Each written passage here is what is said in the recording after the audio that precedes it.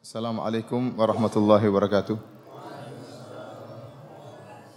Innal hamdalillah nahmaduhu wa nasta'inuhu wa nastaghfiruhu wa natubu ilaih wa na'udzu billahi min shururi anfusina wa min sayyiati a'malina may yahdihillahu fala mudilla lahu wa may yudlil fala hadiyalah wa asyhadu an la ilaha illallah wahdahu la syarika lah wa asyhadu anna Muhammadan abduhu wa rasuluhu la nabiyya ba'dah. يا أيها الذين آمنوا اتقوا الله حق تقاته ولا تموتن إلا وأنتم مسلمون يا أيها الناس اتقوا ربكم الذي خلقكم من نفس واحدة وخلق منها زوجها وبث منهما رجالا كثيرا ونساء واتقوا الله الذي تساءلون به والأرحام إن الله كان عليكم رقيبا يا أيها الذين آمنوا اتقوا الله وقولوا قولا سديدا يصلح لكم أعمالكم ويغفر لكم ذنوبكم ومن يطع الله ورسوله فقد فاز فوزا عظيما أما بعد فإن أصدق الحديث كتاب الله وخير الهدى هدى محمد صلى الله عليه وسلم وشر الأمور محدثاتها وكل محدثة بدعة وكل بدعة ضلالة وكل ضلالة في النار. Ikhwani fillah wa akhwati fid din azani Allah wa iyyakum. Alhamdulillah pada kesempatan hari ini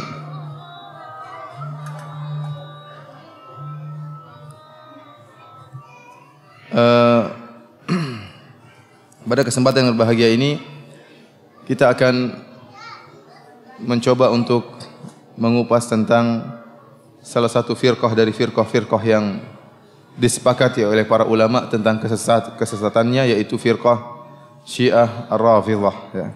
Sungguhnya barang siapa yang mempelajari buku-buku yang ditulis oleh para ulama sejak zaman dahulu, sejak zaman abad keempat, seperti buku yang ditulis oleh Abu Hasan Al-Asy'ari dalam kitabnya Maqalatul Islamiyyin, yang buku tersebut khusus berbicara tentang firqah-firqah.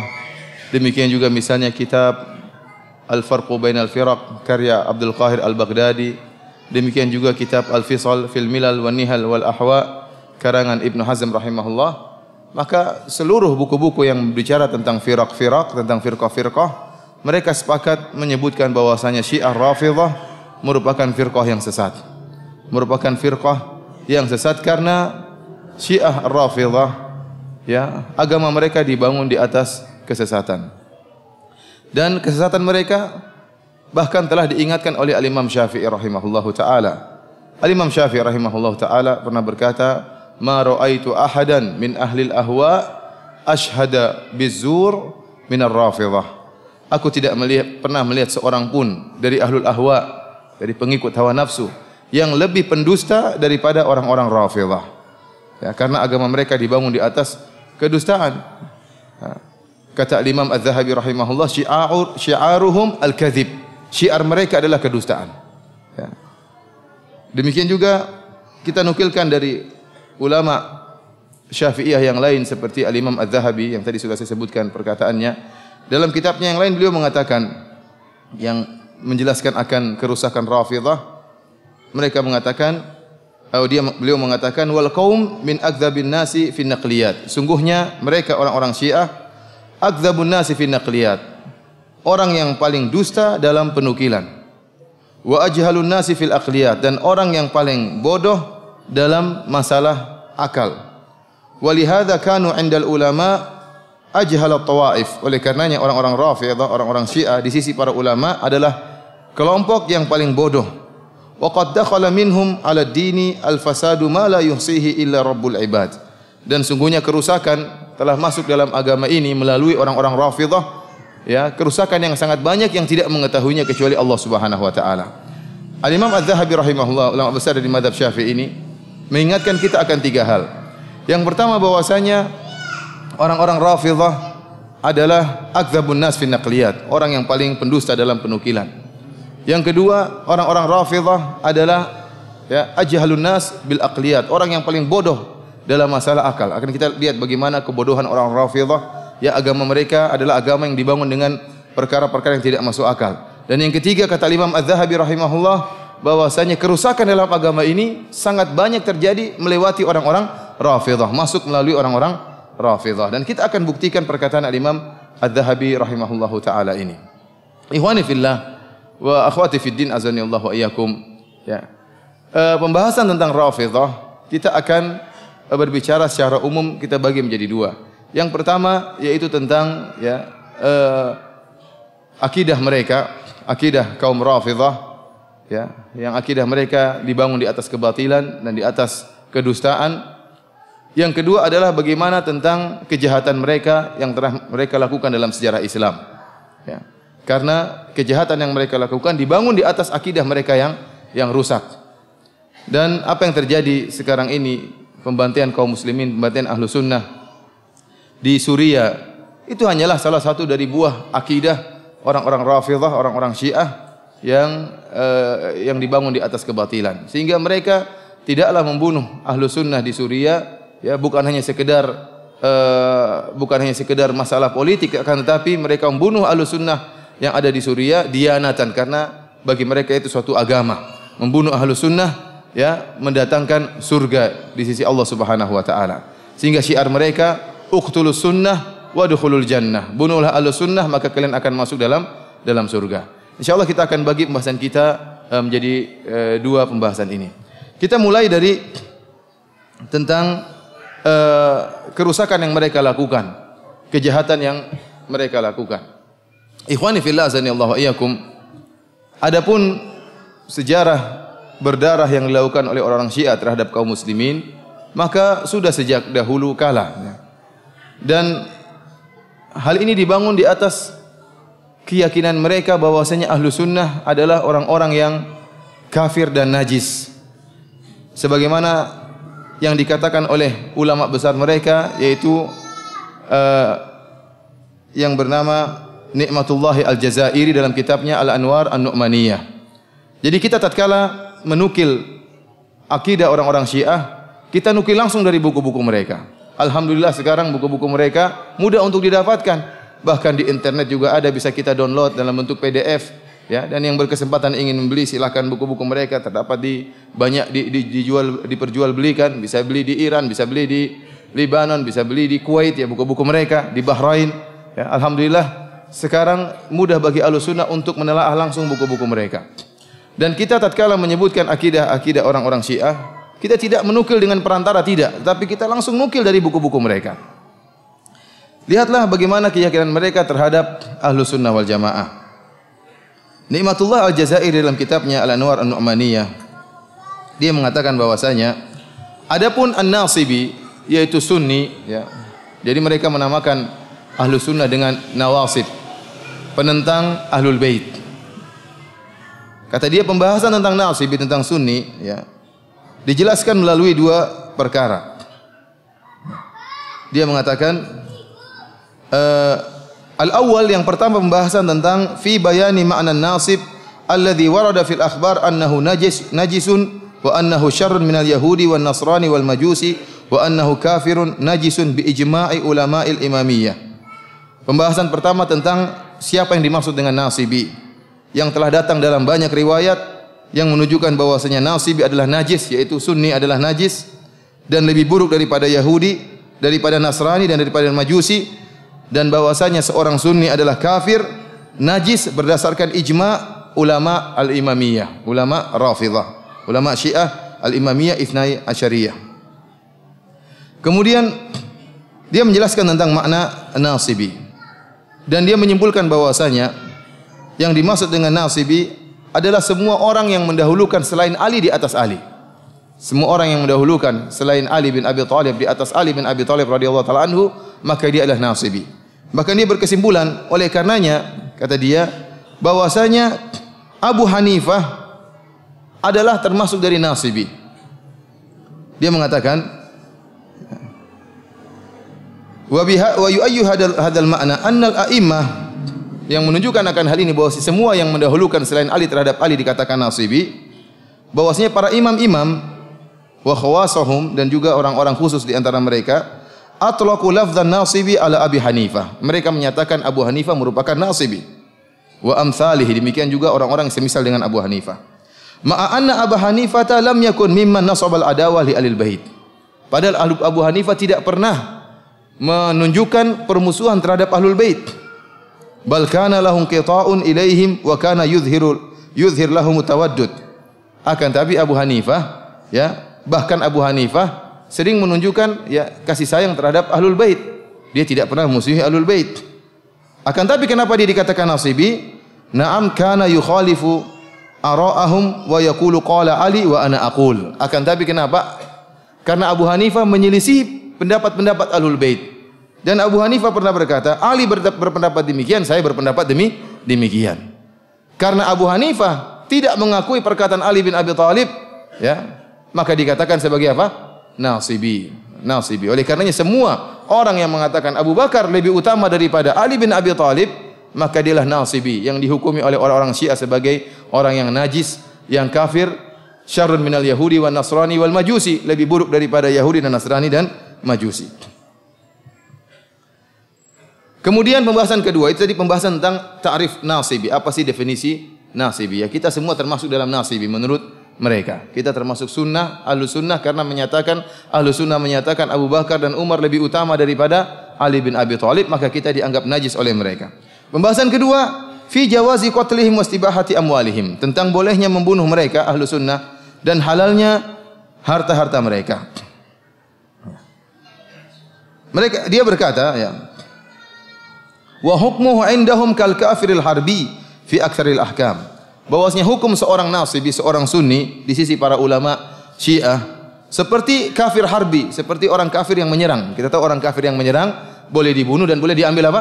Hartanya. Kita itu dianggap kafir harbi menurut orang-orang Syiah.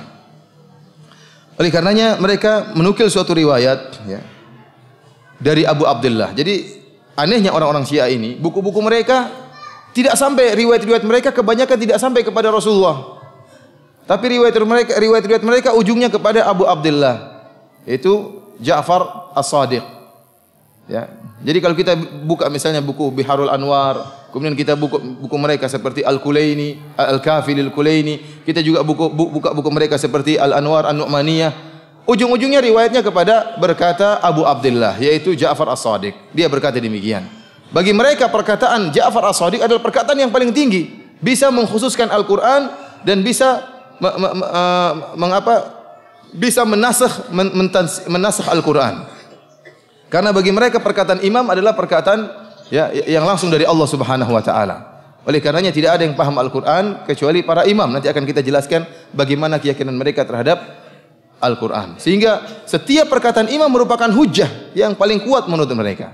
Contohnya seperti ini dalam riwayat ini mengenai najisnya ahlu sunnah.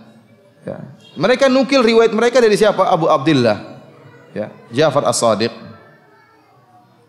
Ditanya, "Ma taqulu fi qatli nasib?" Bagaimana pendapatmu tentang membunuh seorang nasibi, seorang sunni?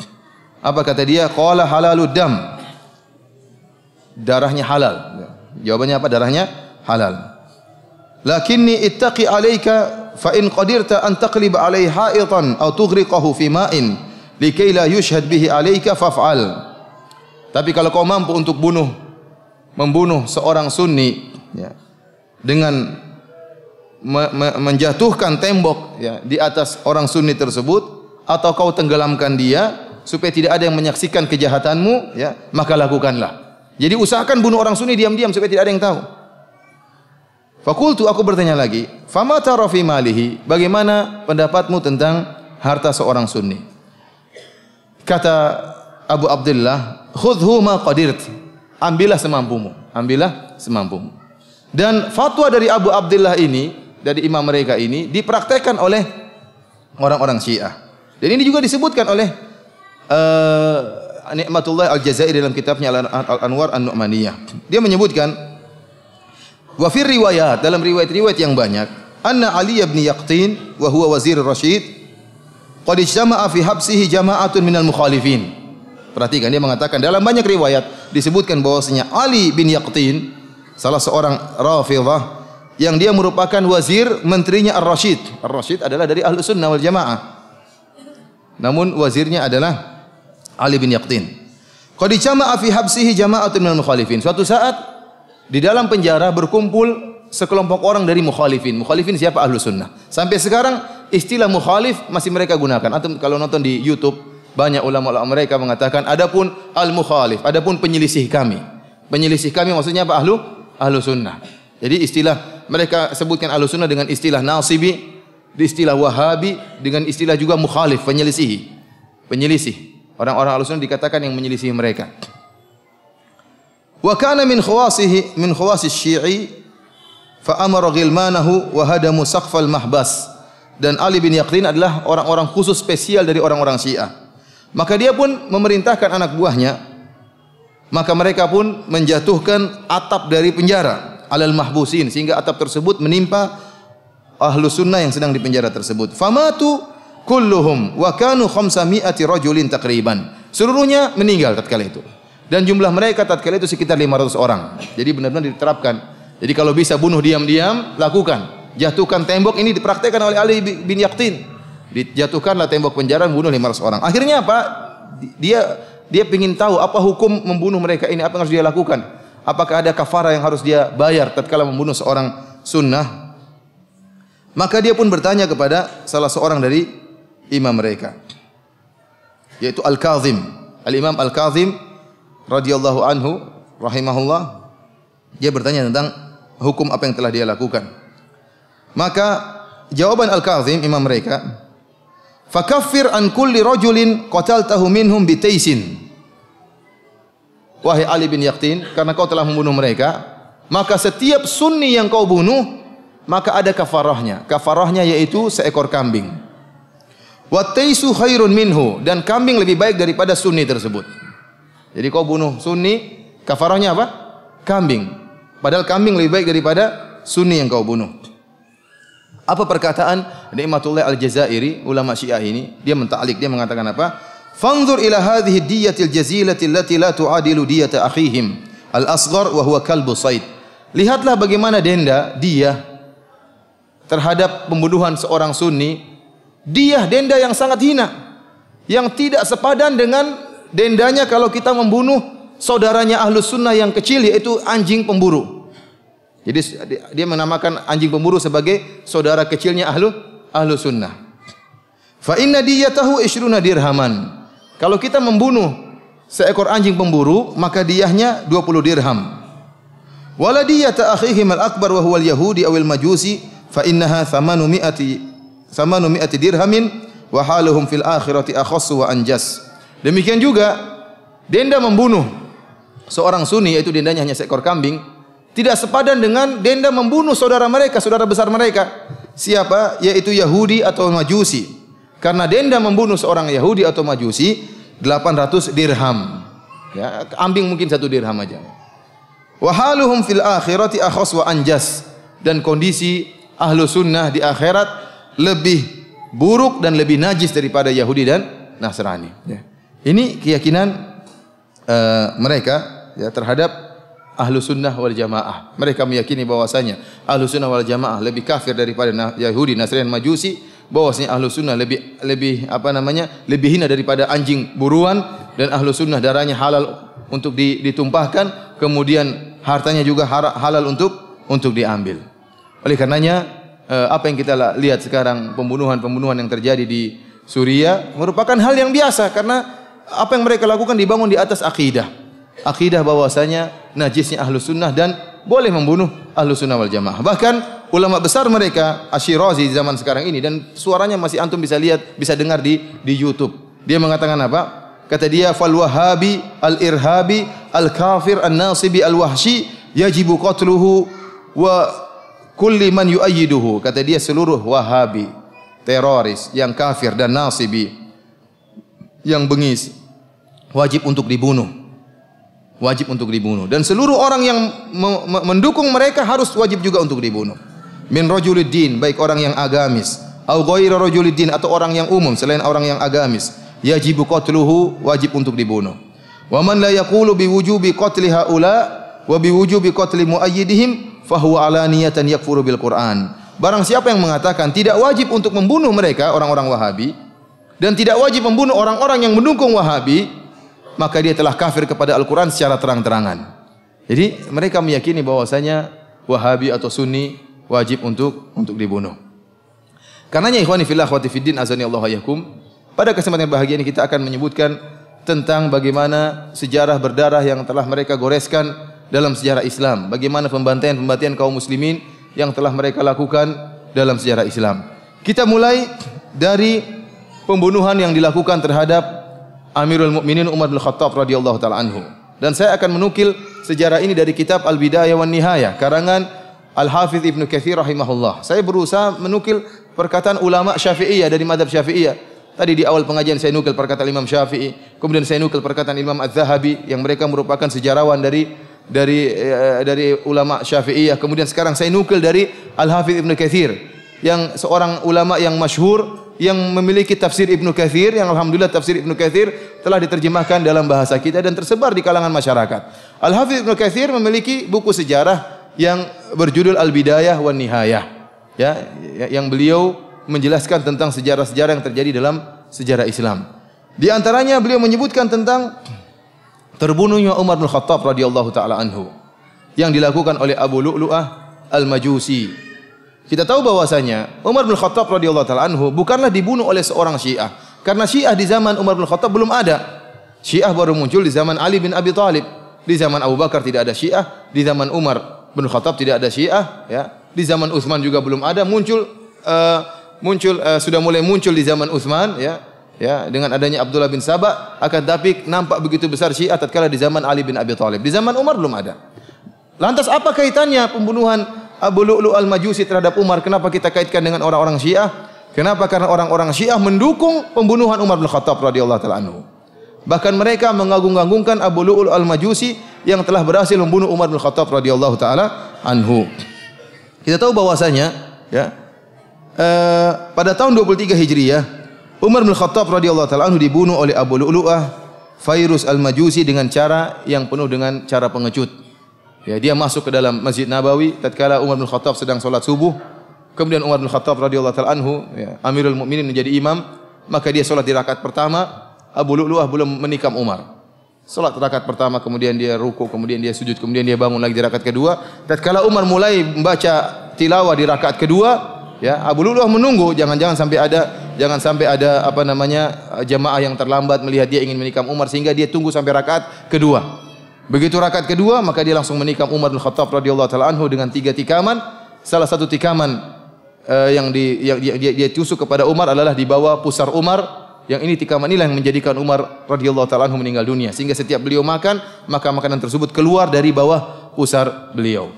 Ini dilakukan oleh Abu Lu'lu'ah Al-Majusi. Setelah itu Abu Lu'lu'ah Al-Majusi sempat, ya, diserang oleh para sahabat tatkala itu yang sedang menjadi makmum, sehingga ada sekitar 7 orang atau 8 orang yang meninggal di tempat juga, dibunuh oleh Abu Lu'lu'ah Al-Majusi karena dia menggunakan khanjar, dia menggunakan belati yang bermata dua dan beracun. Sementara para sahabat tidak siap, tidak menggunakan salat, tidak membawa senjata mereka, sehingga akhirnya dia merasa dirinya tidak bakalan selamat, maka dia pun bunuh diri.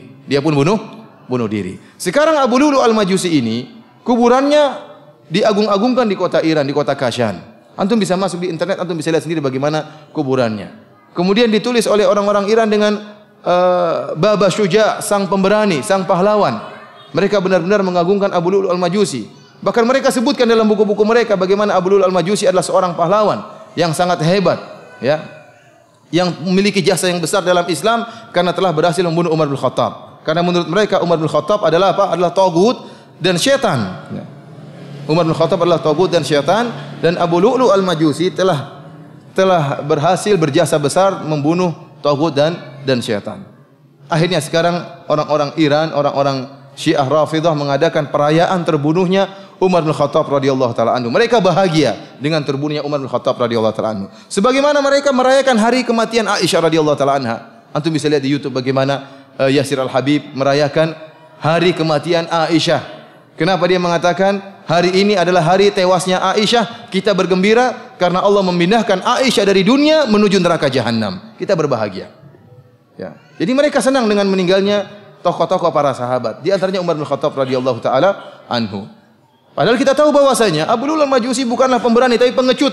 Dia tidak berani berduel dengan Umar bin Khattab radhiyallahu taala anhu, tetapi dia menikam dari belakang. Dia penakut, pengecut, dan dia dengki kepada Umar bin Khattab radhiyallahu taala anhu karena Umar bin Khattab telah menjatuhkan negara Persia, negeri Persia, dan telah memadamkan apinya orang-orang Majusi. Sehingga dia pun hasad kepada Umar dan membunuh Umar bin Khattab radhiyallahu taala anhu. Abu Lu'lu'ah Al-Majusi ini jelas orang Majusi. Namun orang-orang Iran, orang-orang Rafidhah menulis tulisan yang banyak menunjukkan Abu Lu'lu' adalah seorang muslim. Seorang muslim memiliki jasa yang besar. Antum masuk dalam website mereka ada. Ini bukan omong kosong. Antum masuk dalam website mereka, antum baca bagaimana mereka membela Abu Lu'lu' al-Majusi. Bahkan mereka berdoa kepada Allah Subhanahu wa taala, Allahumma hsyurna ma'a Abi Lu'lu'. Di antara doa mereka, ya Allah, kumpulkanlah kami di padang mahsyar dengan Abu Lu'lu' al-Majusi. Kita bilang apa? Amin, ya Pak. Amin. Di antara kegoblokan orang-orang Syiah menunjukkan bahlulnya mereka. Kok bisa kuburannya Abu Lu'lu' al-Majusi ada di Iran? Abu Lu'lu' al-Majusi dibunuh di mana? Di Madinah, di Masjid Nabawi, terbunuh. Bunuh diri, bukan terbunuh, bunuh diri. Kok bisa mayatnya sekarang ada di mana? Di Iran. Ya, mereka kirim pakai kargo apa tatkala itu? Ya. Tapi demikianlah orang-orang apa? Orang-orang Iran. Agama mereka dibangun di atas khurafat. Sehingga mereka buat ada kuburan Abu Lu'lu' al-Majusi, mereka beribadah di situ, mereka bertawassul dengan Abu Lu'lu' al-Majusi karena mereka anggap Abu Lu'lu' al-Majusi adalah seorang wali di antara wali-wali Allah Subhanahu wa taala. Oleh karena kita katakan kejahatan pertama yang diagung-agungkan oleh orang-orang Syiah adalah terbunuhnya Amirul Mukminin Umar bin Khattab radhiyallahu taala anhu. Dan subhanallah, kalau antum lihat bagaimana kekejian mereka terhadap Umar bin Khattab radhiyallahu taala anhu. Umar bin Khattab radhiyallahu taala adalah seorang yang luar biasa, pemberani, seorang yang hebat, tokoh kaum muslimin, ya. Dan para sahabat pun demikian. Namun orang-orang Rafidhah ya menggambarkan tentang Umar sebaliknya. Umar dikatakan sebagai bencong, ya, sebagai orang yang homoseksual, ya. Ini dalam buku-buku mereka. Kadang kalau kita baca perkataan mereka kita tidak kuat karena saking buruknya perkataan mereka terhadap Umar bin Khattab radhiyallahu taala anhu. Kita tahu dalam hadis-hadis bagaimana Umar bin Khattab radhiyallahu taala anhu, kemuliaan Umar sangat banyak.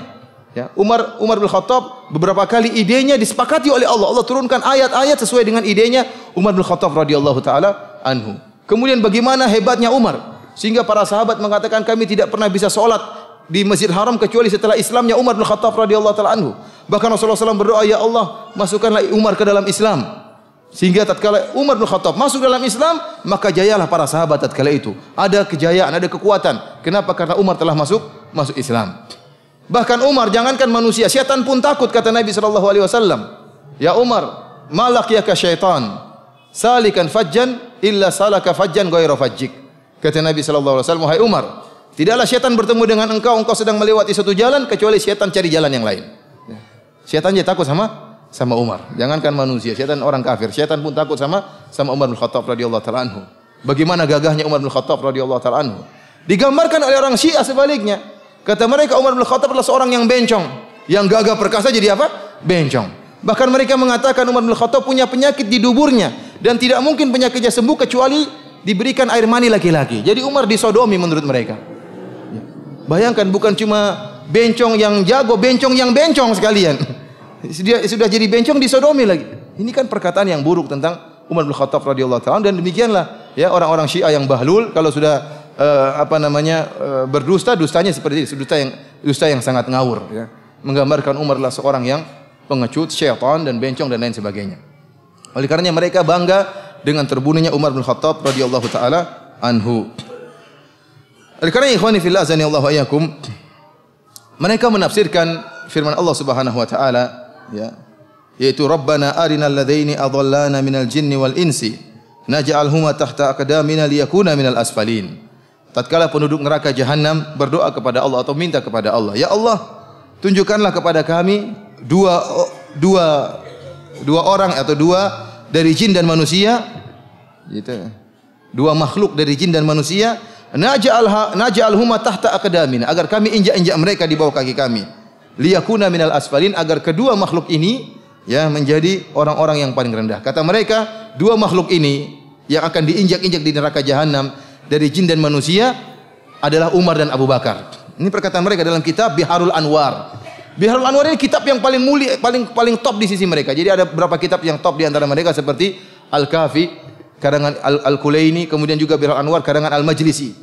Dan subhanallah, sebagian ulama mengatakan kitab-kitab ini dahulu di zaman Syekhul Islam Ibnu Taimiyah tidak sempat menelaah kitab-kitab orang-orang Syiah seperti Al-Kafi dan juga Biharul Anwar. Sehingga Ibnu Taimiyah dalam beberapa perkara dia mengatakan haddatsani thiqah ya, orang thiqah mengatakan kepadaku bahwasanya orang Syiah meyakini demikian. Padahal itu sudah jelas mutawatir dalam agama Syiah. Namun Syekhul Islam Ibnu Taimiyah tatkala membantah Syiah tidak sempat menelaah buku-buku mereka. Kita alhamdulillah sempat menelaah buku-buku mereka. Sekarang buku-buku mereka nampak. Dalam kitab Biharul Anwar, kitab yang dimuliakan oleh mereka, kitab yang muktamad isi mereka, disebutkan bahwasanya dua orang yang akan diinjak-injak pada hari kiamat adalah Abu Bakar dan Umar. Kenapa Abu Bakar Umar dikatakan al-jin minal jinni wal insi minal jin, artinya Umar bin Khattab. Kata mereka, Umar adalah jin yang disebutkan dalam ayat ini. Innama kunniya bihi anhu li'annahu kana syaitanan. Kenapa Umar dikatakan jin dalam ayat ini? Karena Umar adalah syaitan. Imma li'annahu kana syaraka syaitan likaunihi waladu zina, ya. Karena dia anak zina sehingga dikatakan apa? Syaitan, ya. Au li'annahu kana fil makr wal khadi'ah ka syaitan, atau dia memang tatkala menipu, ya, seperti syaitan. Sehingga mereka mengatakan Umar apa? Syaitan dan jin dan tagut dan lain sebagainya. Ikhwani fillah azanillahu wa iyyakum. Ini kejahatan pertama sejarah berdarah yang didukung oleh orang Syiah. Adapun kejahatan berikutnya yang dilakukan oleh orang Syiah, ya, seperti pengkhianatan besar-besaran yang dilakukan oleh seorang Rafid yang bernama Ibnul Alqami dan juga Nasiruddin At-Tusi Ar-Rafidhi yang menyebabkan terbunuhnya sekitar 1,5 juta kaum muslimin di kota Baghdad. Dan ini pun disampaikan oleh Al-Hafiz Ibnu Katsir rahimahullah dalam kitabnya Al-Bidayah wan Nihayah. Yang peristiwa tersebut terjadi pada tahun 656 Hijriyah di zaman Khalifah Al-Mu'tasim. Al-Mu'tasim rahimahullahu taala, ya, adalah raja terakhir dari dinasti Abbasiyah. Dan dia memiliki seorang perdana menteri yang bernama Ibnul Alqami. Ibnul Alqami seorang Rafidhah dan hakut, sangat dengki kepada Ahlu Sunnah wal Jamaah. Ya, padahal dia sudah dibaiki oleh Al-Mu'tasim bertahun-tahun, dia menjadi perdana menteri, dimuliakan oleh Al-Mu'tasim. Namun ingat, orang Syiah memiliki makar, senantiasa berharap kapan Ahlu Sunnah bisa habis, bisa dihancurkan. Sehingga tatkala dia ingin menghancurkan, ya, dinasti Ahlu Sunnah, dia membuat rencana jangka panjang. Orang Syiah itu bukan orang-orang yang tidak punya tanzim, tidak punya aturan, enggak, mereka punya aturan dan mereka punya rencana-rencana. Rencana berapa tahun berikutnya, rencana 50 tahun berikutnya, ya, untuk menguasai dunia, untuk menghabisi Ahlus Sunnah. Di antaranya rencana yang dilakukan oleh Ibnu Al-Qam, dan ini disebutkan oleh Ibnu Katsir rahimahullahu taala. Makanya saya sering mengangkat Ibnu Katsir karena saya tahu kebanyakan kita di tanah air Indonesia bermadzhab Syafi'i. Maka ingatlah, ini perkataan ulama Syafi'iyah. Apakah kita mendustakan perkataan Imam Syafi'i? Apakah kita mendustakan perkataan Imam Az-Zahabi? Apakah kita mendustakan perkataan Al-Hafidz Ibnu Katsir rahimahullah yang telah menjelaskan akan bahayanya Rafidhah? Ya. Karena sekarang banyak orang-orang yang mengaku bermadzhab Syafi'i, ya, berkhianat dan mengesankan bahwasanya Syiah tidak ada masalah. Syiah adalah saudara-saudara kami. Ini adalah pengkhianatan, kedustaan yang mereka lakukan terhadap rakyat atau Ahlus Sunnah yang bermadzhab Syafi'iyah. Ibnu Katsir menyebutkan bahwasanya Ibnu Al-Alqami tatkala ingin menghancurkan Ahlus Sunnah, maka dia meletakkan rencana jangka panjang. Pertama, dia merayu khalifah untuk, ya, mengurangi gaji para tentara. Serdadu atau tentara tatkala itu pasukan yang ada di Baghdad jumlahnya sekitar 100.000. Maka dikurangi gajinya. Ini tidak perlu, sekarang ada perdamaian, tidak ada keributan, tidak ada masalah. Kurangi saja gaji para tentara tersebut, digunakan untuk yang lain. Akhirnya gaji tentara dikurangi. Tatkala gaji tentara dikurangi, tentu tentara jadi malas jadi tentara. Ya. Kemudian apalagi banyak orang-orang yang dipreteli dari diwan gaji, dari daftar gaji si fulan tentara ini tidak diberi gaji. Sehingga akhirnya tentara yang tadinya jumlah 100.000 berkurang, mengundurkan diri, sampai tinggal tentara yang ada di Baghdad dari 100.000 menjadi 10.000, tinggal sedikit, tinggal 10.000. Ini berjalan dengan bertahun-tahun.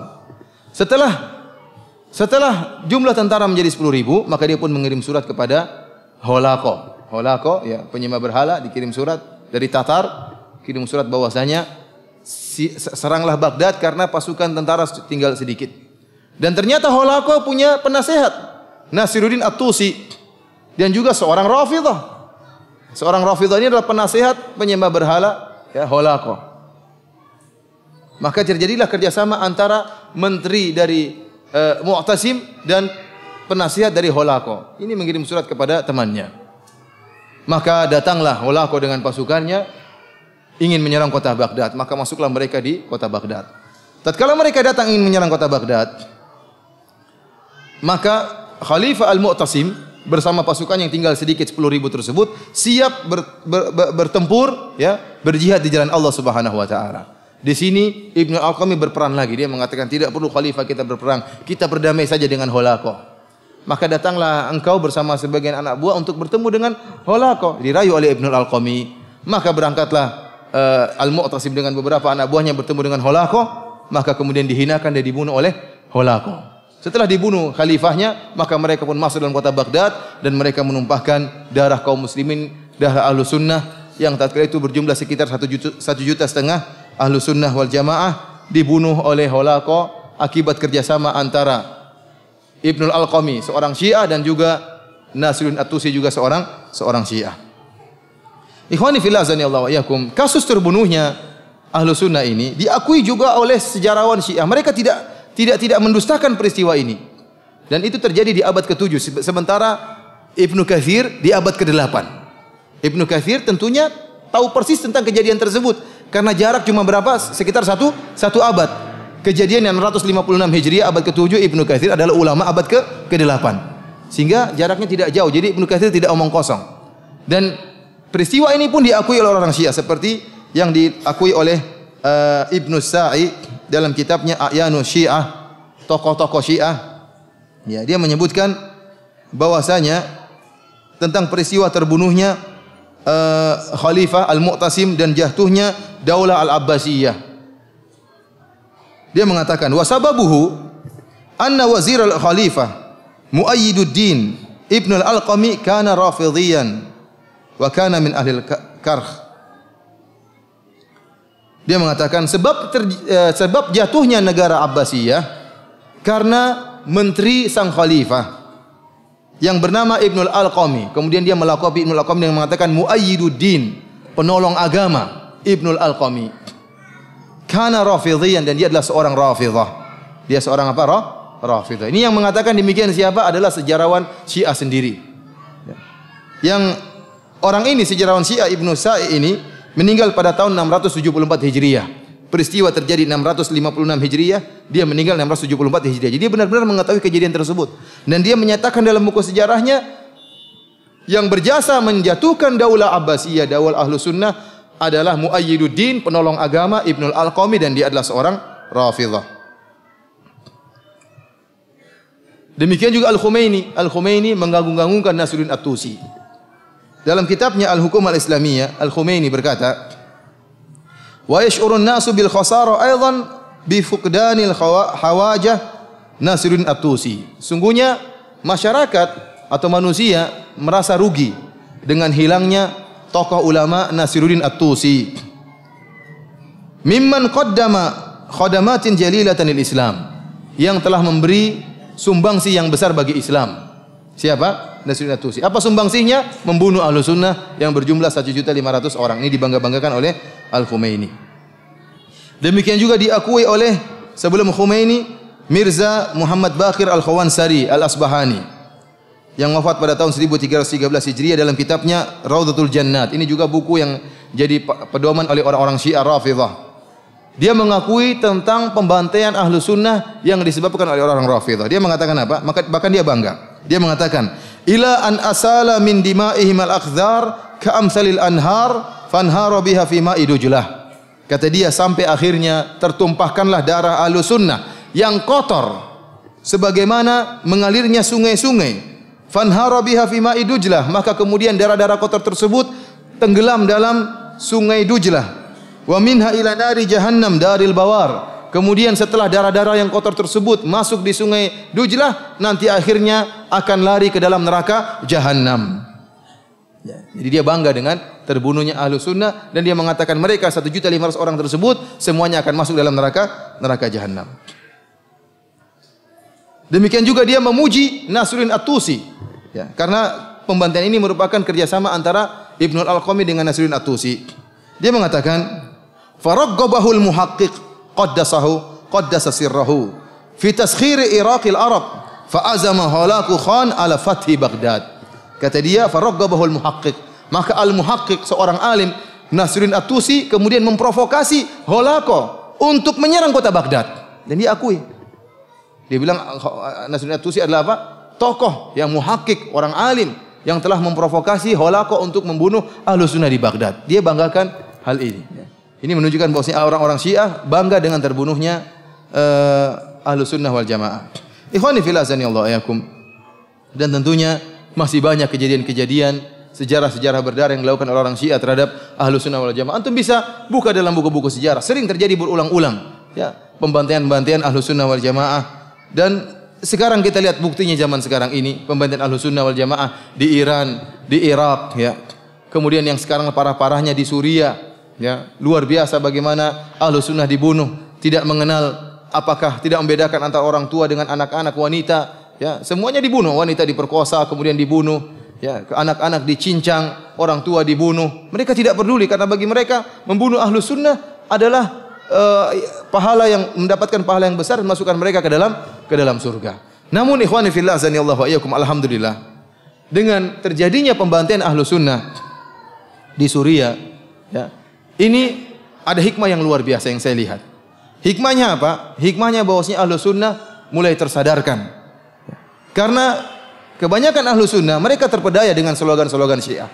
Syiah senantiasa melakukan taqiyah. Dia mengatakan kami adalah bersaudara, kami adalah saudara kalian. Kita Syiah adalah mazhab kelima. Bahkan ini didukung oleh ulama-ulama Ahlus Sunnah yang terpedaya dengan mereka atau yang dibeli oleh mereka, karena sebagian ulama Ahlus Sunnah dibeli oleh orang Syiah, orang Iran, sehingga mereka pun bela-bela mazhab Iran, mazhabnya orang-orang Syiah. Namun tatkala terjadi pembantaian di Suriah, ya, sekarang terbuka mata Ahlus Sunnah bagaimana bahayanya orang-orang Rafidhah. Saya dahulu tatkala ke Madinah sekitar 12 tahun yang lalu, kalau saya berbicara dengan orang Saudi, saya bilang, bahaya bagaimana orang Syiah di tempat kalian.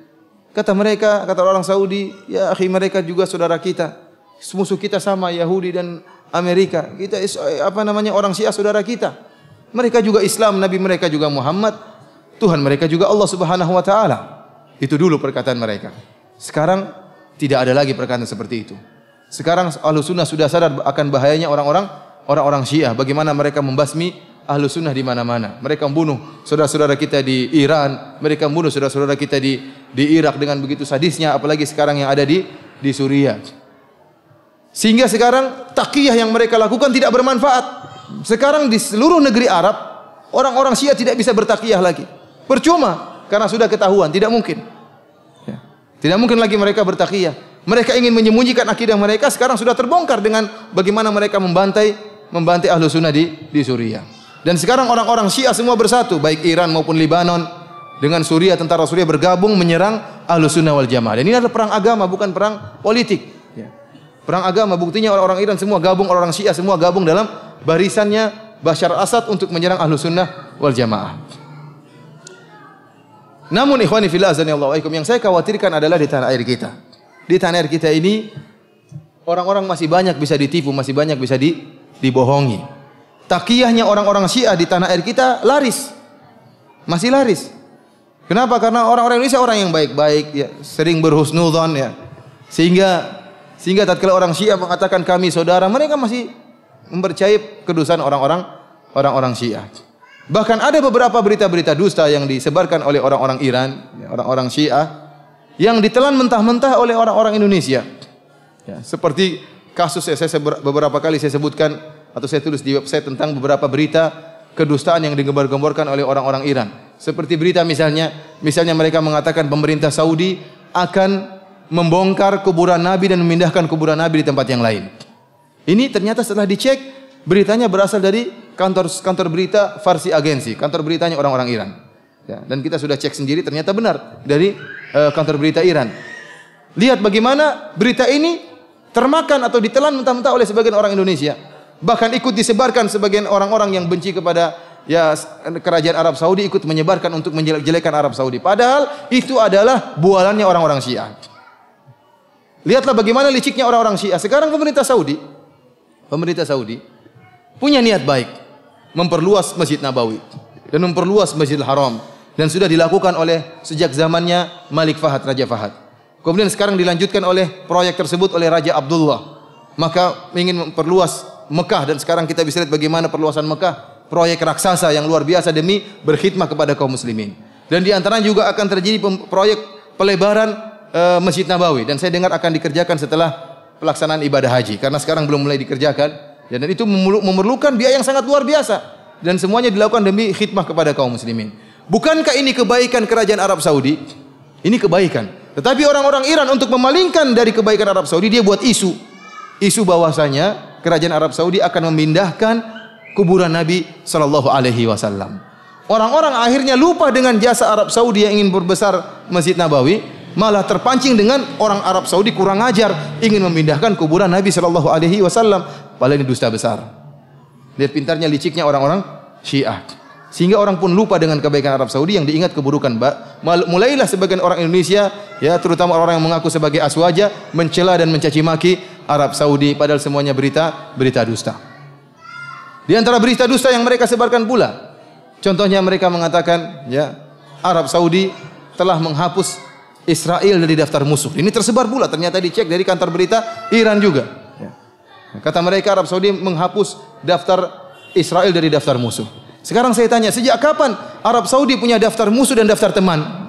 Kemudian daftar musuhnya dihapus. Tidak ada, ini kebohongan saja.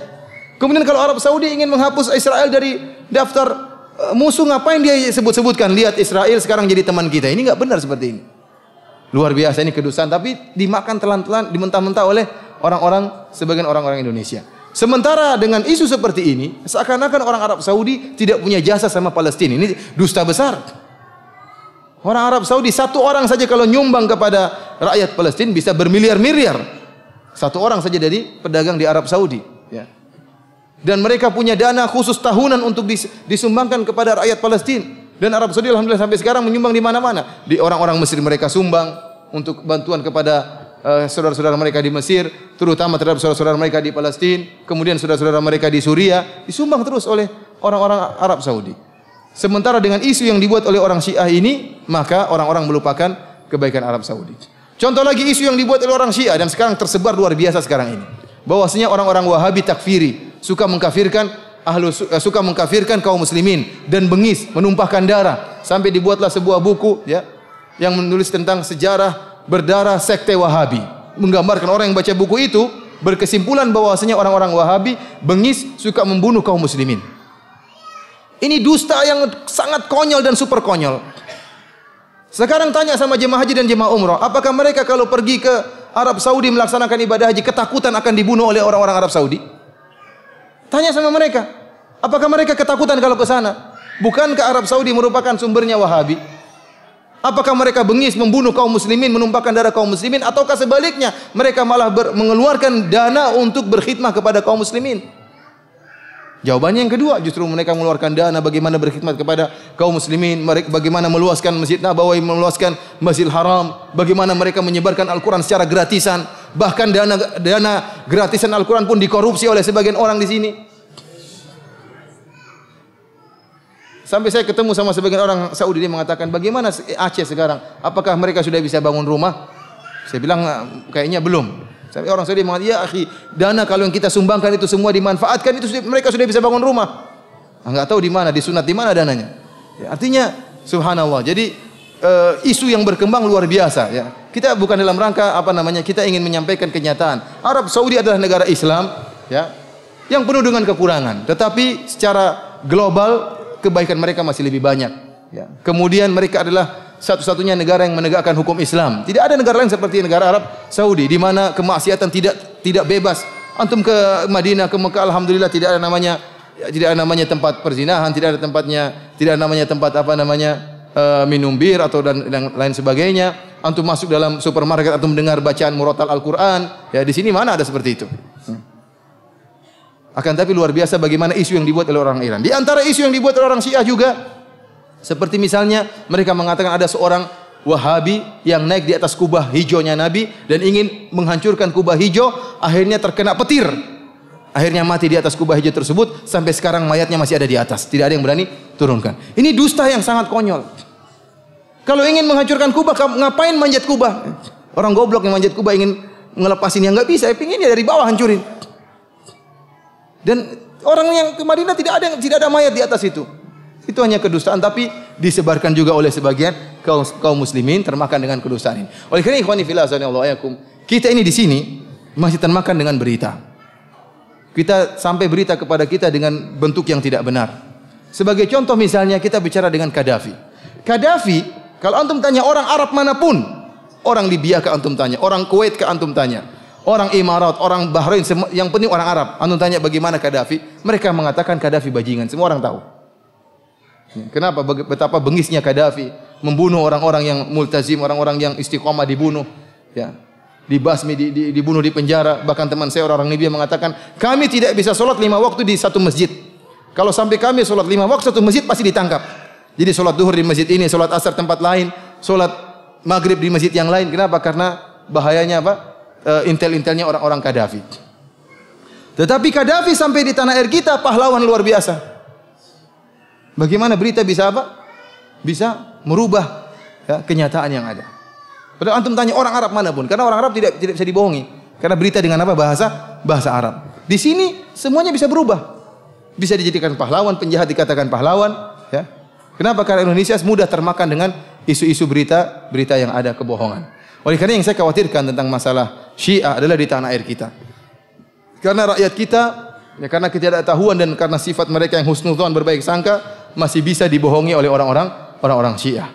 Namun, ya kalau terjadi sesuatu, maka akan nampak kebusukan orang-orang Syiah. Kita lihat sekarang orang Syiah sekarang, mereka jumlah mereka masih sedikit, mereka sudah berani ya mengancam ahlu sunnah. Seperti Jalaluddin Rahmat mengatakan, apakah ya kita akan memindahkan konflik Irak ke Indonesia? Ini jumlah mereka masih sedikit, mereka sudah berani berkoar-koar.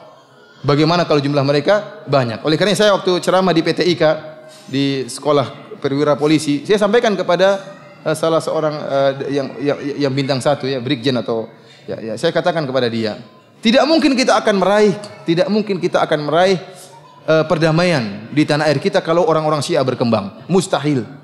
Kenapa? Kalau muncul orang-orang Syiah, kemudian mereka mengatakan Abu Bakar terlaknat, Umar terlaknat, Aisyah pezina, apakah orang Islam akan diam-diam saja? Tidak mungkin.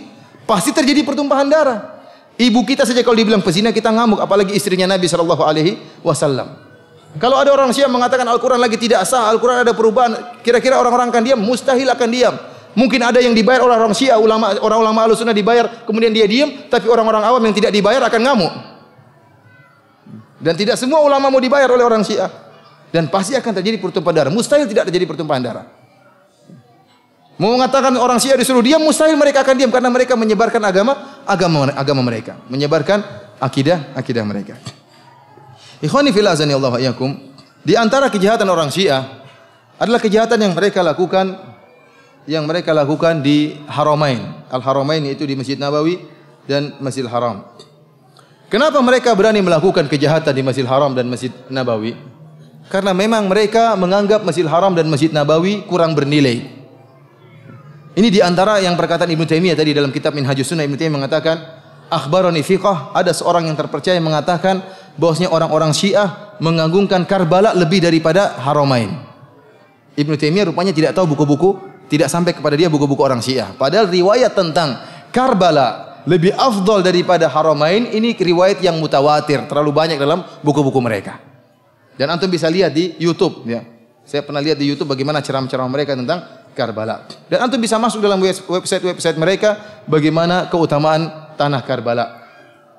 Di antaranya saya sebutkan suatu riwayat ya. Qala Ja'far As-Shadiq, dialah Abu Abdullah, dia mengatakan tentang keutamaan tanah Karbala. Inna ardal Ka'bah qalat, sungguhnya tanah Ka'bah, yaitu tanah yang di atasnya Ka'bah, berkata, man mithli wa qad buniya baitullahi ala dhahri. Siapa yang seperti saya?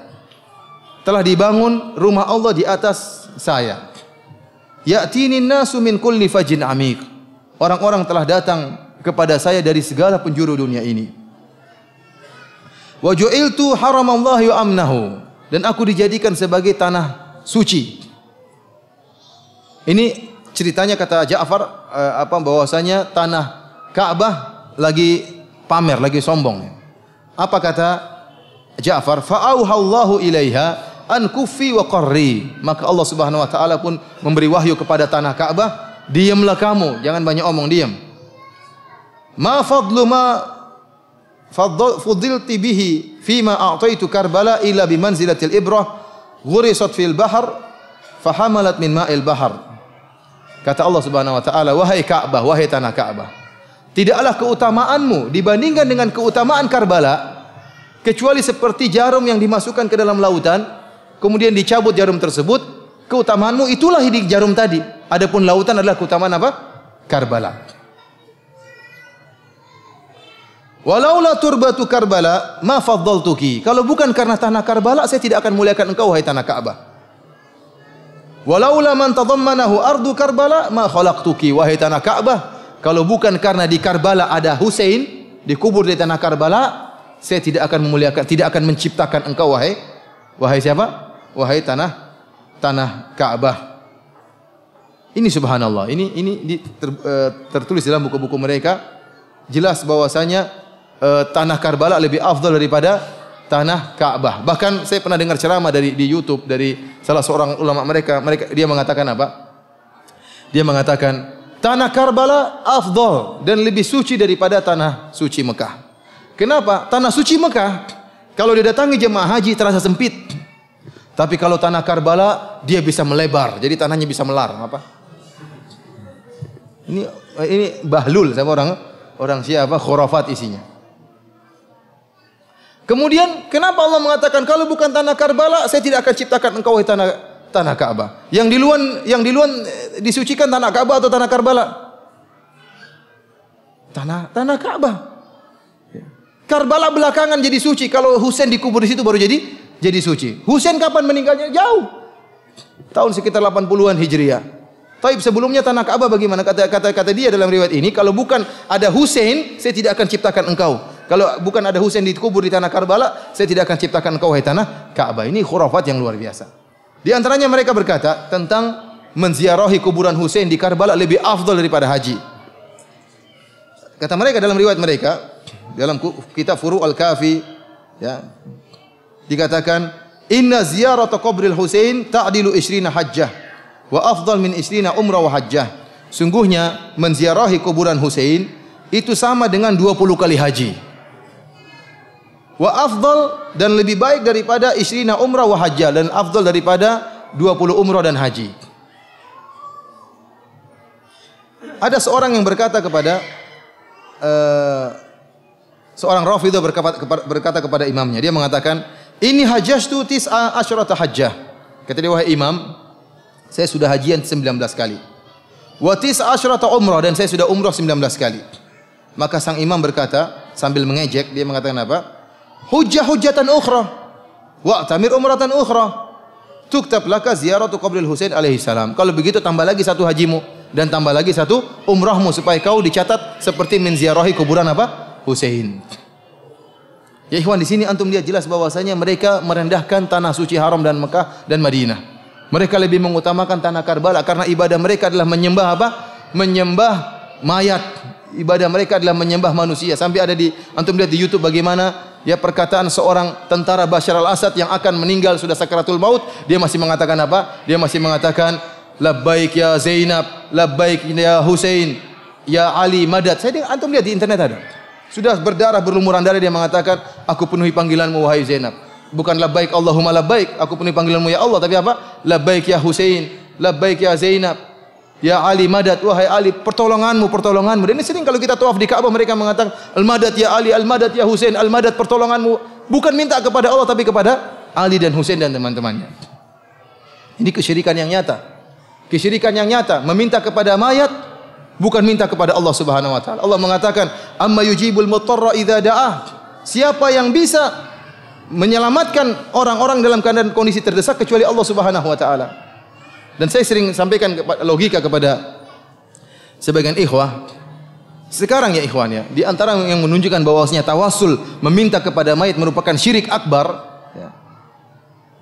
Sekarang sebagai logikanya contohnya gini. Antum sekarang misalnya ingin meminta sesuatu di Bapak Presiden misalnya. Tapi antum tahu kalau antum minta presiden langsung tidak akan diterima. Karena presiden tidak kenal antum. Dan antum tahu ada seorang menteri yang bisa memberi syafaat kepada antum, minta kepada presiden.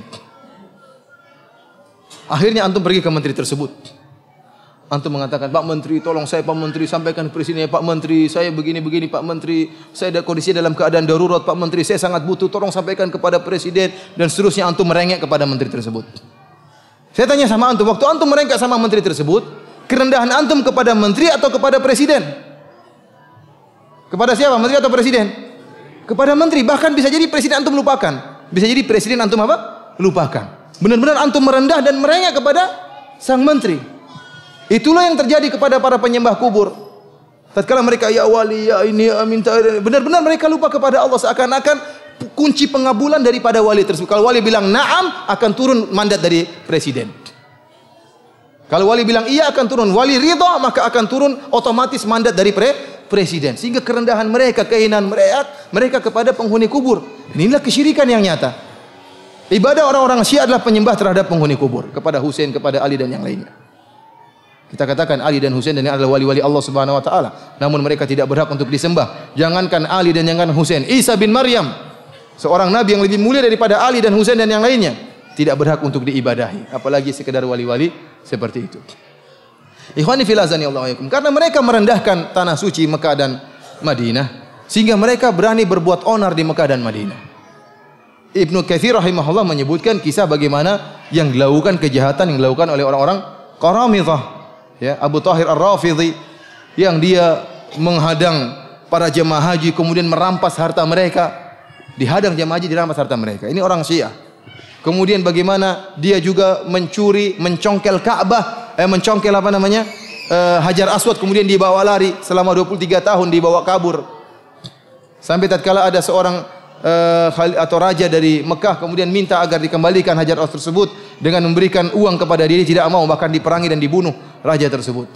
Namun akhirnya tatkala mereka terus mendapatkan bencana dan bencana dan bencana, akhirnya dikembalikanlah Hajar Aswad tersebut ke Ka'bah.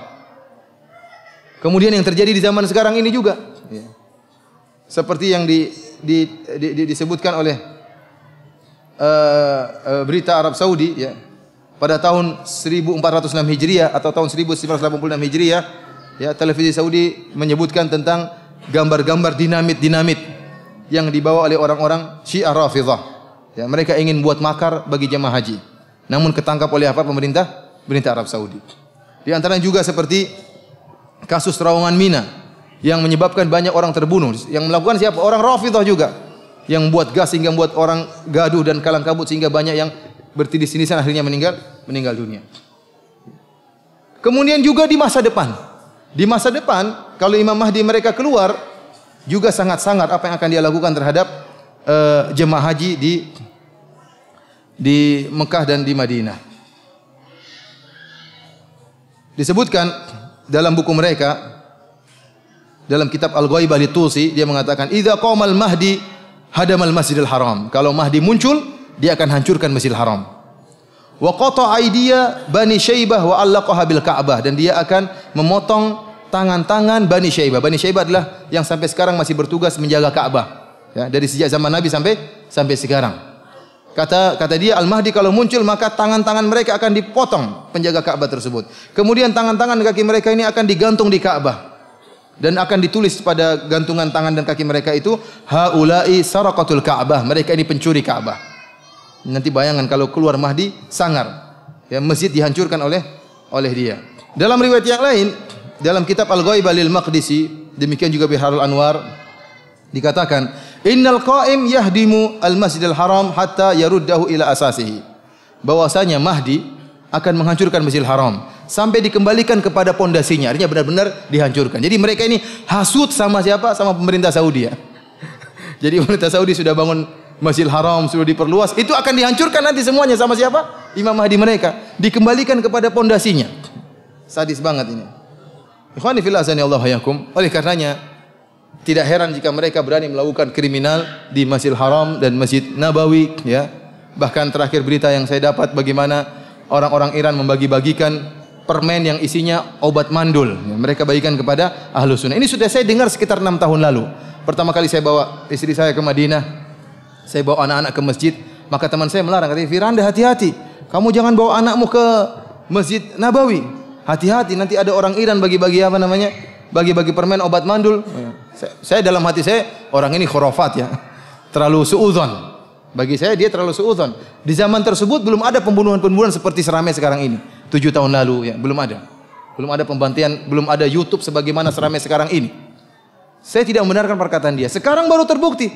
Ternyata ada orang Iran ditangkap di Masjid Nabawi karena membagikan permen yang isinya obat apa? Obat mandul. Agar Ahlus Sunnah nanti ke depan sedikit jumlahnya sehingga mudah untuk diserang kalau muncul Imam Mahdi. Jadi Imam Mahdi yang akan muncul nanti sangat sangar. Imam Mahdinya orang-orang Syiah. Sangat sangar dan dia pertama kali tatkala dia muncul, dia akan pergi ke Masjid Nabawi, kemudian dia akan mengeluarkan mayat Abu Bakar dan mayat Umar, kemudian digantunglah mayat Abu Bakar dan Umar tersebut di pohon korma. Di pohon korma yang kering. Ini disebutkan dalam buku-buku mereka, dalam Biharul Anwar dan juga dalam kitab Al-Anwar An-Nu'maniyah, dalam kitab-kitab yang lain. Setelah digantung mayat Abu Bakar dan Umar, pohon korma yang tadinya kering menjadi basah, kemudian menjadi segar dan mengeluarkan buahnya dan daun-daunnya. Ini istidraj dari Allah kata mereka.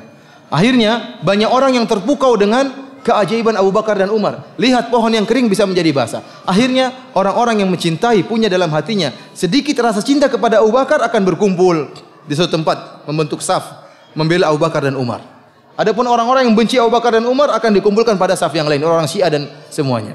Maka setelah Ahlus Sunnah seluruhnya dari penjuru dunia berkumpul, maka dibunuh oleh Imam Mahdi. Jadi Imam Mahdi mereka ini sangar nanti kalau udah muncul, bukan cuma antum-antum juga bakalan dibunuh oleh Imam Mahdi. Tapi Imam Mahdinya insya Allah enggak keluar ya. Karena Imam Mahdinya sudah 1200 tahun sembunyi enggak keluar sampai sekarang. Ikhwani fillah azanillahu wa iyyakum, ini kita berbicara tentang sejarah berdarah orang-orang Syiah dan sekarang kita akan berbicara tentang akidah orang-orang Syiah. Ikhwani fillah azanillahu wa iyyakum, di antara kekhususan orang-orang Syiah ini kerusakan akidah orang Syiah yang tidak dimiliki oleh firqah-firqah sesat yang lainnya adalah meyakini Al-Quran tidak otentik, Al-Quran kurang. Al-Quran terjadi perubahan. Para ulama ahli firqah-firqah dalam buku-buku mereka seperti saya sebutkan seperti Maqalatul Islamin, ya, aqaid apa namanya aqidah 73 firqah, dalam kitab Al-Farqu Bainal Firaq, dalam kitab Al-Milal wan Nihal karya Syahristani, dalam kitab misalnya An-Nihal fil Milal wal Ahwa, ya, karangannya Ibnu Hazm. Mereka menyebutkan banyak firqah. Di antaranya firqah Khawarij, di antaranya firqah Mu'tazilah, di antaranya firqah Murji'ah dan cabang-cabangnya di antaranya firqah Rafidhah, firqah Syiah. Namun seluruh firqah-firqah sesat yang ada dalam Islam semuanya mengakui bahwasanya Al-Qur'an itu otentik, tidak ada perubahan. Semuanya. Hanya saja mereka sesat dari sisi penafsiran Al-Qur'an. Tapi mereka mengakui Al-Quran tidak ada perubahan. Al-Quran itu murni dijaga oleh Allah. Mereka mengakui firqah sesat manapun. Kecuali orang-orang Syiah. Orang-orang Syiah ini satu-satunya firqah yang menyatakan Al-Quran ada perubahan. Ini akidah spesialnya orang-orang apa? Syiah. Yang tidak dimiliki oleh firqah-firqah sesat yang lainnya. Dan ini benar-benar mereka nyatakan dalam buku-buku mereka. Bahkan riwayat tentang telah terjadi perubahan terhadap Al-Quran, ribuan riwayat. Tidak mungkin mereka tolak. Dan termaktub dalam buku-buku terkenal mereka seperti Al-Kafilul Kulaini, kemudian Biharul Anwar dan kitab-kitab topnya milik orang Syiah semuanya menyatakan Al-Quran tidak otentik lagi. Oleh karena tatkala Ibnu Hazm rahimahullah berdebat dengan orang-orang Nasrani, kemudian Ibnu Hazm membuktikan bahwasanya dalam Injil itu ada perubahan, tidak otentik lagi karena ada tangan-tangan manusia yang merubah Injil. Disebutkan kontradiksi antara yang terdapat dalam Injil disebut oleh Ibnu Hazm, membuat orang-orang Nasrani bungkam, tidak bisa berbicara, mengakui bahwasanya Injil telah terjadi perubahan. Namun apa kata orang-orang Nasrani? Benar Injil ada perubahan, tapi Al-Quran juga ada perubahan. Kata Ibnu Hazm, siapa yang bilang Al-Quran ada perubahan? Orang-orang Syiah yang mengatakan demikian. Kata Ibnu Hazm, orang Syiah bukan Islam. Gampang, kata dia apa? Orang Syiah bukan apa? Bukan Islam. Karena barang siapa yang mengatakan Al-Quran ada perubahan itu bukan orang Islam. Allah Subhanahu wa taala mengatakan, "Qul la in ijtama'atil insu wal jinnu ala ayatu bimithli hadzal Qur'an la ya'tuna bimithlihi walau kana ba'dhum li ba'dhin dhahira." Katakanlah meskipun seluruh jin dan seluruh manusia berkumpul untuk bisa membuat seperti Al-Quran, mereka tidak bakalan bisa. Kalau ternyata Al-Quran ada perubahan, "Lau kana min indillah indi ghairillah lawajadu fi ikhtilafan katsira." Kalau Al-Quran bukan dari Allah, maka akan terjadi banyak kontradiksi. Kalau ternyata Al-Quran ada perubahan, orang lain bisa bikin seperti Al-Quran. Tapi Al-Quran dijaga oleh Allah. Inna nahnu nazzalna dzikra wa inna lahu lahafizun. Kami yang turunkan Al-Quran dan kami yang akan menjaga Al-Quran. Kita orang Islam meyakini, barang siapa yang meyakini ada satu huruf dalam Al-Quran yang kurang dan dirubah, kita bilang dia kafir. Berarti kita tidak meyakini penjagaan Allah terhadap Al-Quran. Bagaimana lagi kalau orang-orang mengatakan Al-Quran ya banyak perubahan, ayat-ayat didistorsi, ayat-ayat kurang. Yang lakukan siapa? Para sahabat. Oleh karenanya satu akidah orang Syiah ini sudah cukup membuat kita mengkafirkan mereka. Karena memang kita meyakini bahwasanya Al-Quran adalah sempurna dan tidak ada perubahan, dan Allah menjaga Al-Quran dari adanya perubahan. Oleh karenanya di antara mukjizat Al-Quran, ya, walaqad yassarnal lidzikri, kami telah mudahkan Al-Quran untuk apa? Banyak orang yang menghafal Al-Quran mudah. Orang anak kecil aja hafal Al-Quran. Umur masih 7 tahun, 8 tahun sudah hafal Al-Quran. Ada perubahan sedikit Al-Quran, maka akan ketahuan. Tidak mungkin ada perubahan dalam Al-Quran. Namun inilah akidah orang-orang Syiah. Sampai-sampai ulama mereka yang bernama An-Nuri At-Tabarsi menulis sebuah kitab Faslul Khitab fi Tahrifi Kalami Rabbil Arbab. Penjelasan yang gamblang tentang bahwasanya Al-Quran sudah berubah. Dan dia menukil banyak perkataan ulama tentang adanya perubahan dalam Al-Quran. Inilah yang menyebabkan terjadi perkelahian di Sampang, iya atau tidak? Gara-gara meyakini Al-Quran sudah tidak otentik. Ya, orang jengkel dibilang Al-Quran tidak otentik. Kitab suci yang kita selama ini kita yakini dikatakan tidak beres. Dan meyakini Al-Quran itu kurang, ini kekufuran yang paling top. Kenapa? Kalau kita meyakini Al-Quran itu kurang atau ada perubahan, maka tidak ada kekufuran lagi. Orang boleh meninggalkan sholat, orang boleh berzina. Sekarang kalau ada orang mengatakan zina itu halal, bagaimana kita membantah dia? Kita bilang dalam Al-Quran zina haram. Maka dengan mudah dia mengatakan mungkin ayat tentang zina itu ada perubahan. Sebagaimana kata orang-orang apa? Syiah. Ada orang mengatakan jilbab tidak wajib. Kita bilang dalam Al-Quran jilbab. Itu mungkin ayat dirubah sama sahabat. Tidak bisa kita mengkafirkan orang kalau kita meyakini Al-Quran itu apa? Ada perubahan. Kalau ada yang mengatakan sholat tidak wajib, kita bilang kamu kafir. Kenapa kamu kafirkan saya? Dalam Al-Quran disebutkan Quran sholat, aqimus sholat, sholat wajib, dirikan sholat. Kata dia mungkin itu ayat yang dirubah oleh sahabat. Repot seperti ini. Jadi Syiah ini membuka pintu kesesatan selebar-lebarnya, pintu kekufuran selebar-lebarnya. Karena puncak kekufuran adalah menyatakan Al-Quran ada perubahan. Kitab suci sudah tidak ada, terus apa yang mau dijadikan pegangan? Ikhwani fillah azani Allah wa iyyakum. Di antara riwayat-riwayat yang disebut dalam kitab Al-Kulaini, karangan Muhammad bin Ya'qub Al-Kulaini dalam kitab Al-Kafi, ini Al-Kafi ini seperti Sahih Bukhari dalam kata Muhibbuddin Al-Khatib, salah seorang ulama sunnah di Mesir. Al-Kafi seperti Sahih Bukhari di sisi kaum muslimin. Orang Syiah punya Sahih Bukhari namanya Al-Kafi. Orang Syiah tidak pernah beriman dengan Sahih Bukhari. Tidak pernah beriman dengan Sahih Bukhari, tidak pernah beriman dengan Sahih Muslim, tidak pernah beriman dengan Abu Daud, Nasai dan Ibnu Majah, Musnad Imam Ahmad, mereka tidak pernah imani. Namun mereka hanya menyebutkan riwayat dari Bukhari atau Muslim yang menurut mereka mendukung mazhab mereka untuk membuat kaum muslimin menjadi bimbang. Sebenarnya mereka sudah punya buku sendiri, tidak butuh dengan Sahih Bukhari, dengan Sahih Muslim, mereka tidak pernah percaya. Mereka punya Sahih Bukhari sendiri namanya Al-Kafi Al-Kulaini.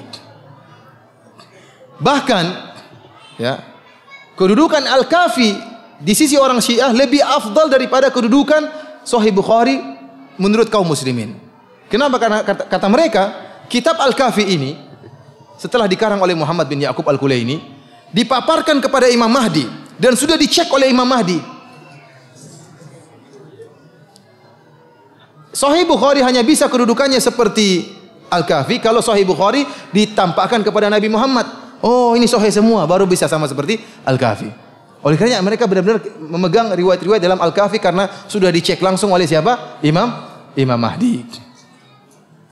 Di antara riwayat yang terdapat dari Imam Mahdi dalam kitab Al-Kafi, kata Abu Abdullah Ja'far As-Sadiq, dia mengatakan, wa inna indana la mushaf Fatimah.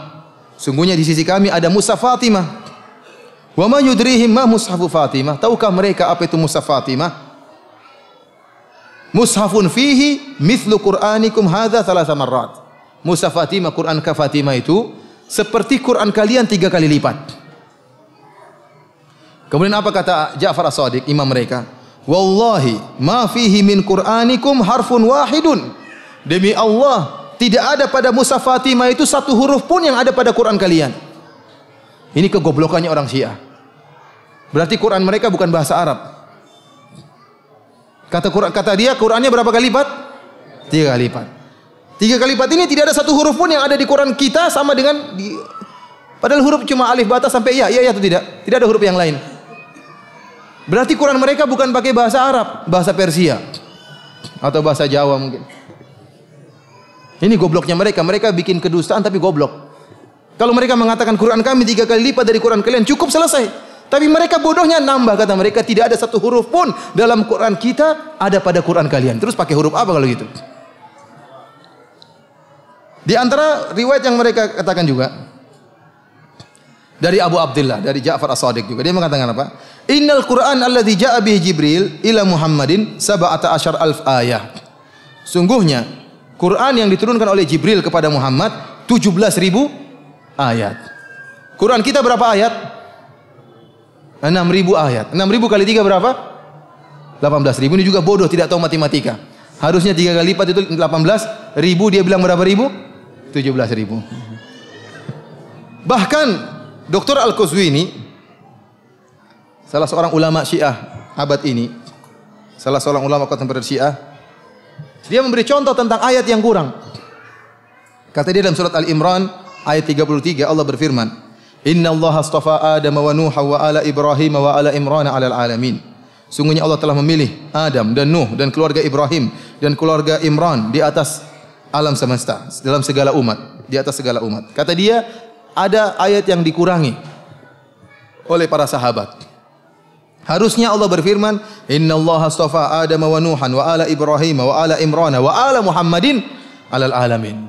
Sungguhnya Allah telah memilih Adam dan Nuh dan keluarga Ibrahim dan keluarga Imran dan keluarga Muhammad Ahlul Bait di atas seluruh umat manusia. Ini kata dia contoh adanya kekurangan dalam Al-Qur'an. Ikhwani fillah azani Allah wa iyyakum. Inilah keburukan orang-orang Syiah sehingga mereka mengatakan Al-Qur'an terjadi penyimpangan. Kenapa mereka dengan tega menyatakan Al-Quran terjadi perubahan? Ya. Bahkan sebenarnya Al-Quran 17.000 ayat.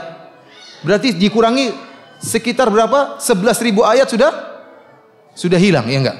Yang tertinggal berapa? 6.000 ayat. Kata mereka Al-Quran harusnya berapa ayat? 17.000 ayat. 17.000 ayat itu berkurang tinggal berapa? 6.000 ayat. 6.000 ayat itu bermasalah.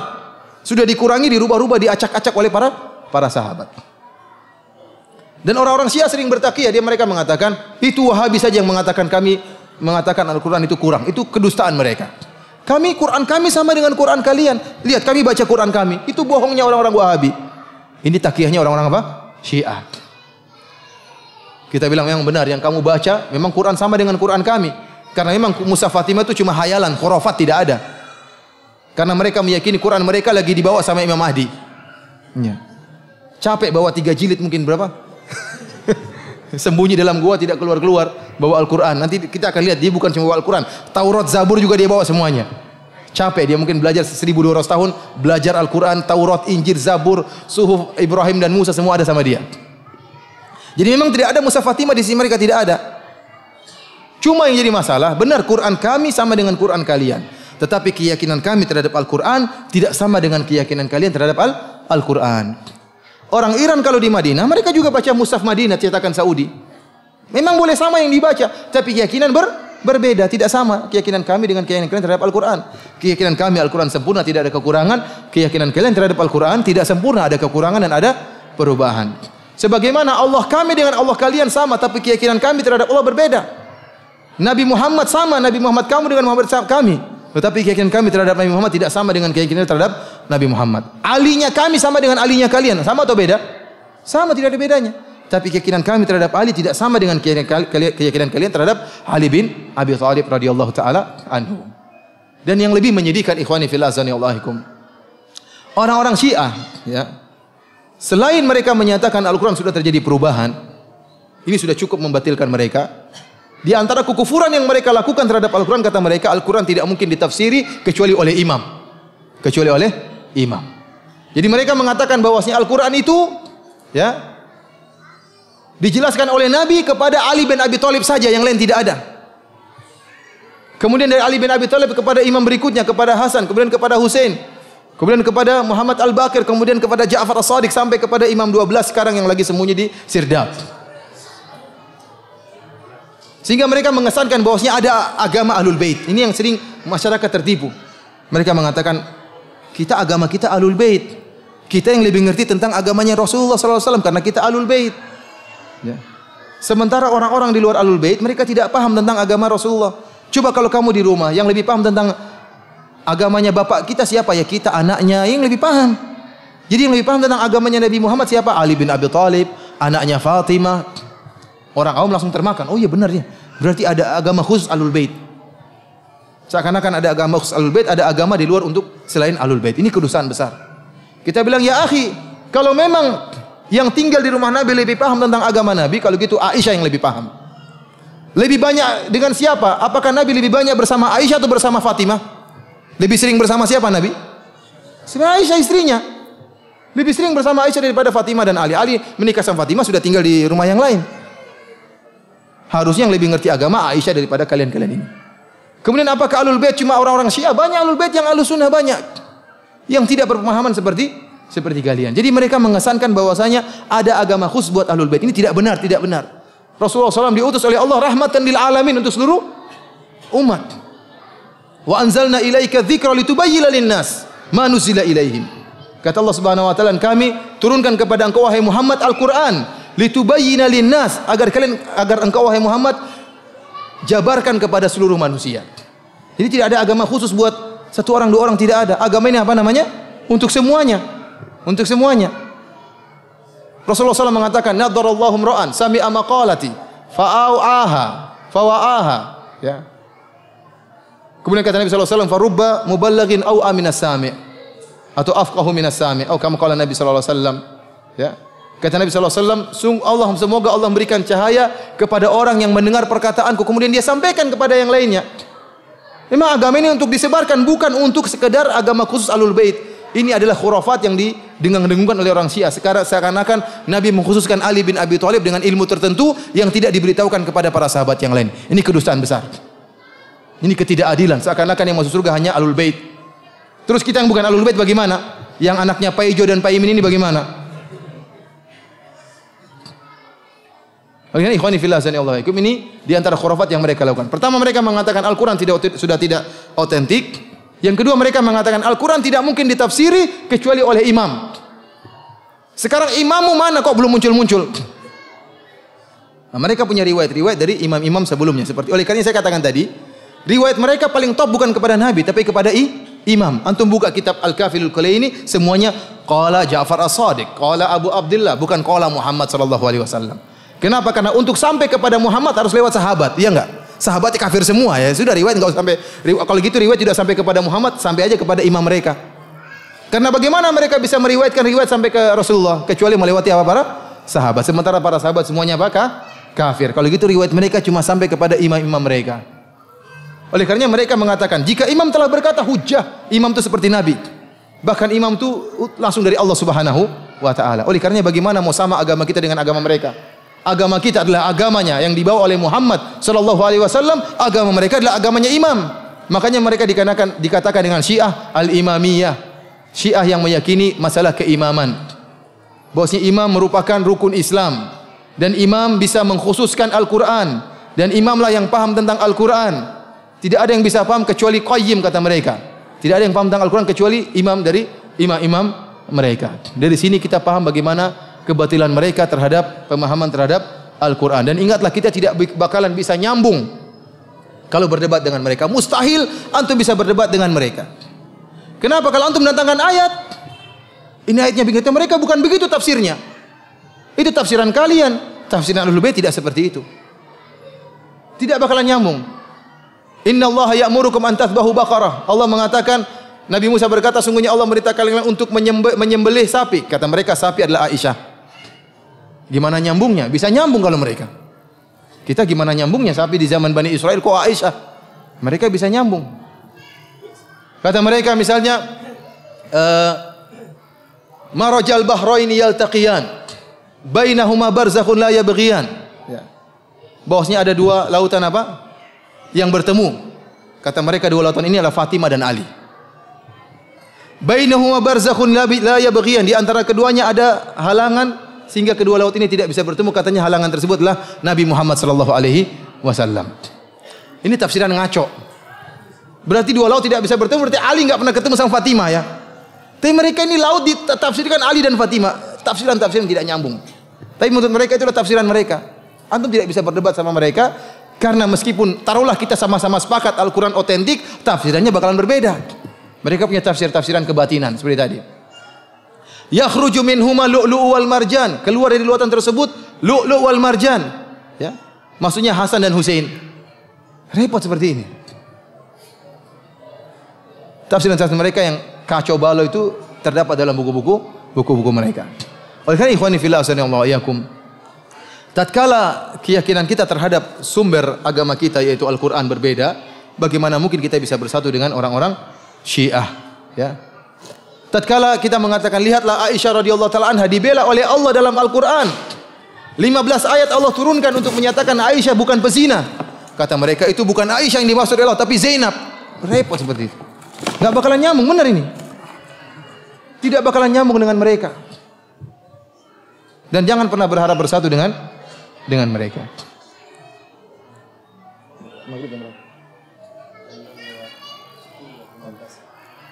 Ikhwani fillah azanillahu alaikum, insyaallah setelah maghrib kita lanjutkan karena menjelang maghrib butuh persiapan untuk salat maghrib. Allah taala alam bisawab. Assalamualaikum warahmatullahi wabarakatuh.